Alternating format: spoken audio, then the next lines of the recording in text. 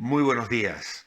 Llegamos al martes para seguir ocupándonos de Jacobo, hijo de Alfeo el menor. Por eso hoy tenemos en Marcos capítulo 6, versículos 7 al 13 y también el capítulo 9, versículos 14 al 29, algunos eventos seleccionados donde los apóstoles son mencionados de manera especial, sea por sus limitaciones, sea por el trabajo que estaban llevando a cabo, enviados con la autoridad del Señor, y en algunos tuvieron éxito, en otras fracasaron, y estaban en ese periodo de aprendizaje donde el Señor iba trabajando, moldeando sus vidas y enseñándole algunas cosas.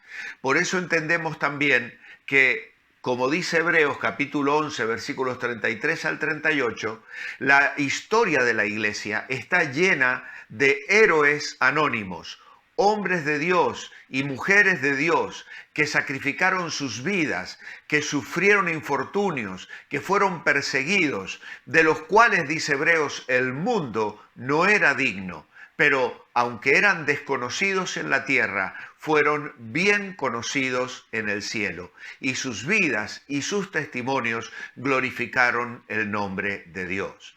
Por eso ayer hicimos algo de énfasis en la importancia del valor personal que trae a nuestra vida el ser hechos hijos de Dios. La importancia, dijimos ayer, como una especie de principio o de perla especial para nuestra vida, desarrollar el valor personal y desde el punto de vista de Dios considerar nuestra vida, nuestros recursos, los lugares donde Dios nos ha colocado, la obra que Él quiere hacer a través de nosotros.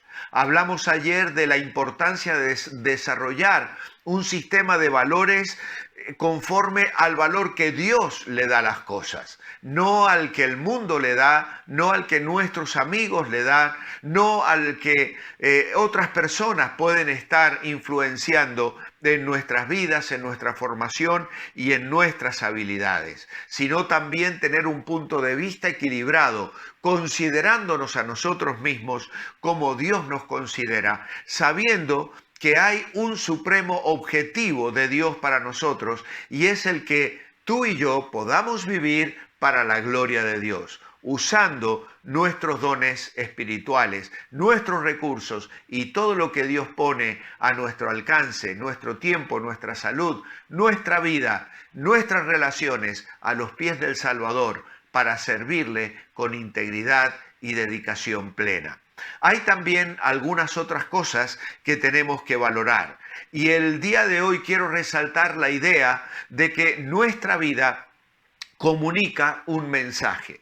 Y tenemos que permitirle a Dios perfeccionar ese mensaje. Tú y yo les estamos diciendo cosas a otras personas con nuestra manera de vivir, con el enfoque que damos a nuestra vida, cómo reaccionamos, cómo servimos, cómo enfrentamos las diversas situaciones.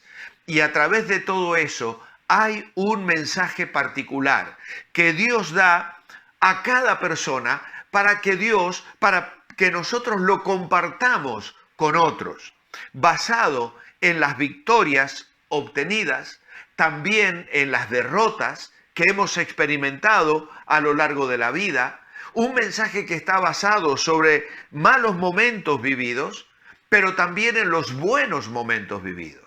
Alguna vez he compartido con vosotros una frase que me gusta recordar, y es la frase que dice: no me gustan las crisis, pero me gustan las oportunidades que nos brindan.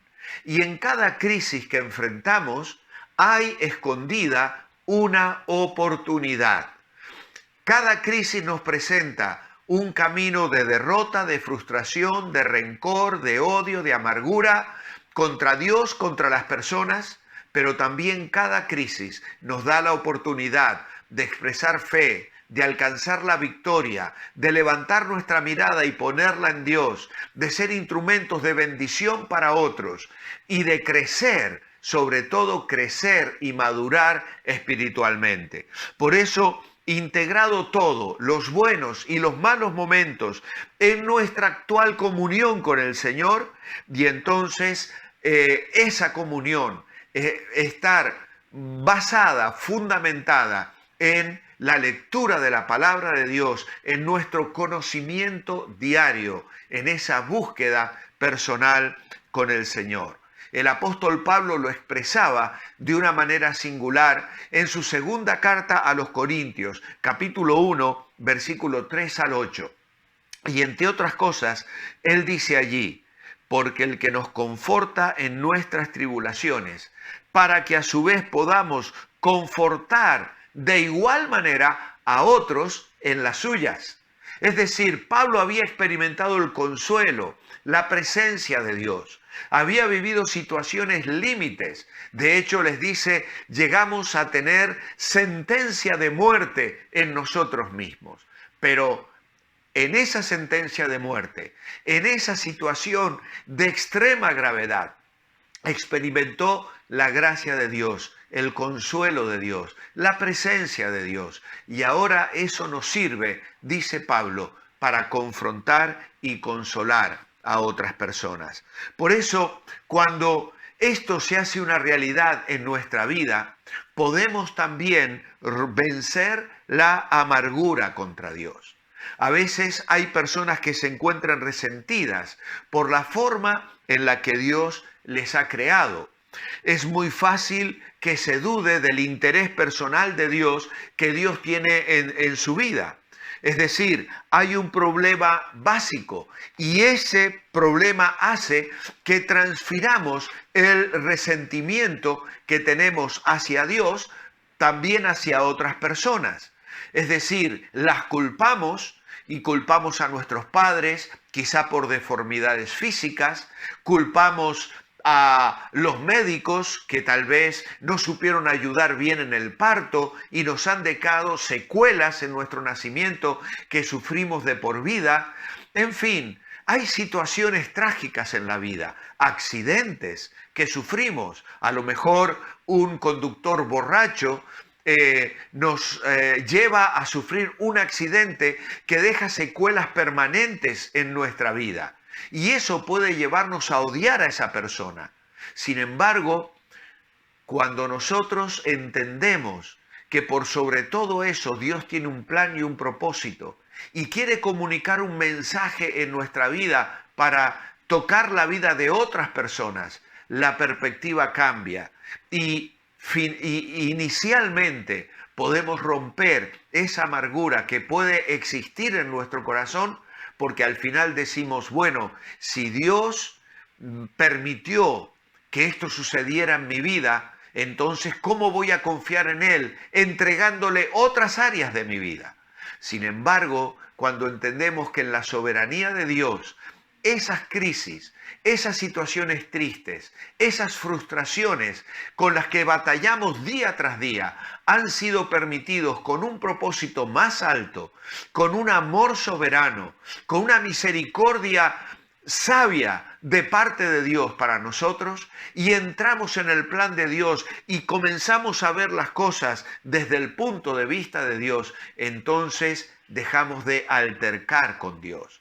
Romanos 9, 20 dice, mas antes, oh hombre, ¿quién eres tú para que alterques con Dios? Dirá el vaso de barro al que lo formó, ¿por qué me has hecho así? ¿O no tiene potestad el alfarero sobre el barro para hacer de la misma masa un vaso para honra y otro para deshonra? Dios es soberano. Tiene planes buenos y maravillosos para cada una de nuestras vidas. Y sea cual sea la situación que nos toca vivir, tenemos que descansar en su sabiduría, en su poder, en su gracia y en su misericordia. ¿Por qué? Porque si no lo hacemos así, vamos a ver que desarrollamos actitudes negativas en nuestras vidas, hacia nosotros, hacia nuestros padres, hacia las relaciones que nos rodean. Y entonces levantamos un muro que muchas veces es muy difícil de saltar. Y entonces no tenemos amistades íntimas o amistades realmente significativas. Vivimos en soledad, vivimos aislados, tenemos problemas con Dios y surgen problemas con otras personas. En Mateo 19, el Señor decía que tenemos que amar a Dios y amar al prójimo como a nosotros mismos. La imagen interior que una persona tiene de su valor personal tiene una relación directa con su actitud hacia Dios, hacia sus padres, hacia su ambiente, hacia otras personas relacionadas con su vida, y es clave en su habilidad para desarrollar amistades que sean verdaderamente significativas.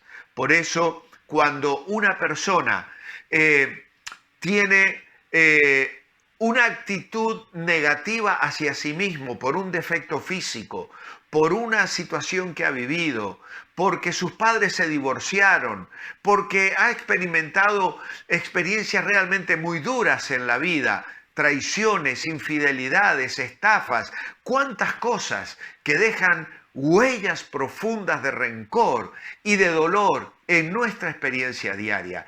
Esto nos lleva a rebelarnos contra Dios, pero también suele tener consecuencias muy tristes en la vida de una persona. No sabemos si alguna de estas cosas las padeció este muchacho, este joven, este Jacobo, hijo de Alfeo el menor, el pequeño. A lo mejor el chivo expiatorio, como se suele llamar al que es menor en una familia, sea porque su estatura era bajita, sea porque era el pequeño y llevaba las culpas y las cargas de todo. Estaba al final de la fila. Todos los demás eran primeros antes que él. Casi algo parecido a lo que le sucedió a David.